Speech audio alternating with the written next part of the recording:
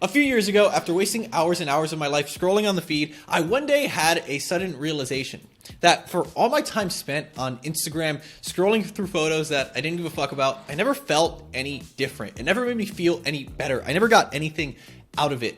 It was just endless distraction, mindless distraction. I had been subconsciously programmed to scroll aimlessly with nothing to look for, no clear goal, no clear benefit. I had just been programmed to do this like a robot. I didn't care about the posts I was seeing, and I know when people say, "Oh, I don't care about what I see on Instagram," they're like, "Oh, we'll just follow people you only care about." But this is flawed thinking as well, and I'm going to show you why. The thing you need to understand is that you don't care about every single aspect of every person's life. Even if you like them, even if you really care about them, even if you're great friends, you don't care enough to spend hours watching all of them go to brunch with their friends, say happy birthday to their best friend, or post a thirst trap. Instagram is a selfish place. You go there to post about you and what you're doing. You go there to be entertained. Even myself, when I post on there, it's because I really liked the picture I took. I had fun editing it. I had fun coming up with a snarky, douchey caption to go along with it. It's all me, me, me. And there's nothing inherently wrong with that. When I'm on there, it's to connect with women, to improve my dating prospects, because although for me personally, Instagram is boring and entertaining, it's amazing for your dating life because you go to communicate me, me, me to the women who come across your profile in a way that's 10 times better than a dating app. It does a lot of the talking for you because it's so self-centered. And I don't say self-centered in a bad way.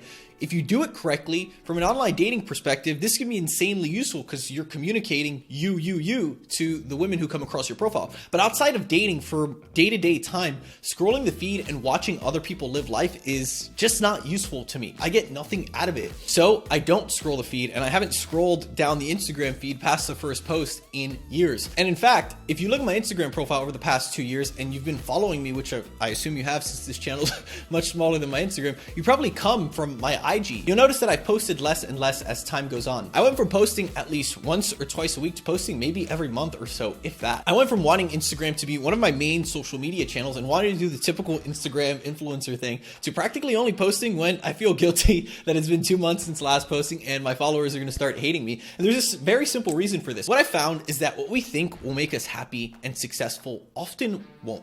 This is because it's hard to see things clearly until you arrive at them, until you get them. And even then, even after you arrive, even after you achieve the thing, it's still hard to see them for what they truly are. When Zeus and I were grinding our faces off and I was broke, living in a tiny room with no money, I thought to myself, if we could only have 100,000 subscribers, then I'd be happy forever. That feat, that accomplishment alone would lift me up so high that I'd just be floating in the clouds for the rest of my life. It'd be an insane, infinite high. You know, I could make a success out of that. I could die happy if I achieved that. Everything would be great. It'd be awesome. I thought if I could just do YouTube full time and help make videos for a living, then I'd be happy and set and satisfied for good. I mean, what else could you ask for? Fast forward. We hit 100K, then 200, then 300, then we're working on the business full time. We're full-time YouTubers. Then we hit 1 million. And although I've had my highest highs since then, I've also had my lowest lows. And even after achieving all of this, I went through one of the worst anxiety and depression-filled episodes of my life. The worst, in fact, by far, no comparison. And as you might imagine, the arbitrary milestones I made in my head that I was certain would make me happy indeed did not. Now, that's a very long way of explaining my point that what we think will make us happy and content with our lives often won't.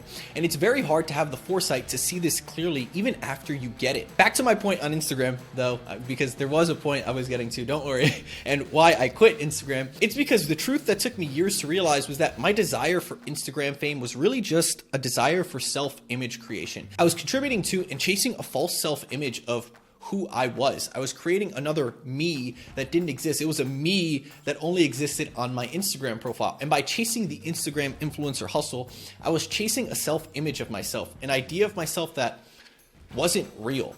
And this bled over into my personal life and led me to feeling like I had to live up to this false image I had been creating of myself. I struggle to this day to post personally on social media and have a back and forth resistance because I feel like the more I post, the more I step into the murky waters of creating a self-image of myself. And that being said, I do think it's possible to post to social media in a way that's healthy and doesn't contribute to self-image creation. It's just not as easy, and I don't believe it's our default setting. It's certainly not my default setting. It took me a lot of time to step back and really separate myself from a character, a person, an idea of what I was creating. And it may not be true for everyone that by posting they're creating a character of themselves. I mean, it's no coincidence that a guy who wanted to do YouTube for a living is having self-image and ego problems when it comes to Instagram. I'm self-aware enough to acknowledge that this is probably a bigger problem for me, because when I help guys inside our Instagame program, their biggest problem is that they're so awful at communicating who they are online and on Instagram to women that no girl ever wants to give them the time of day because she has no idea who the hell this guy is or why she should care.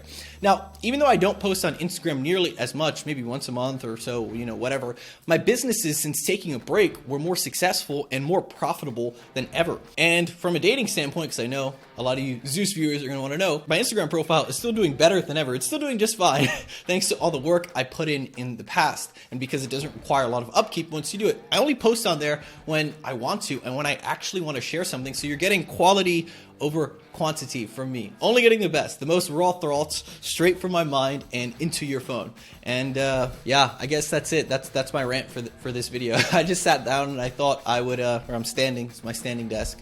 I don't know if you noticed in the past few videos I've been standing. I thought I was letting all these thoughts, having these thoughts wash over me. I thought I'd let them wash over you as well. Yeah, that's it. I guess that's the end of the rant. Tell me what else you'd like to see on this channel. I'll be posting a lot more from now on, and I really mean it. So talk to me in the comments below.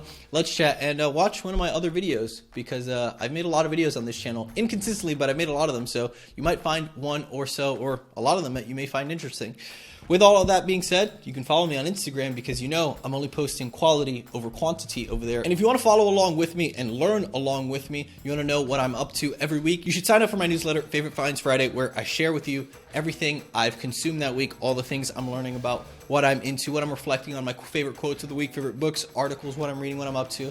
And a lot of you guys who subscribe to that newsletter really, really love it, so I think you will love it as well. And yeah, that's it. See you later.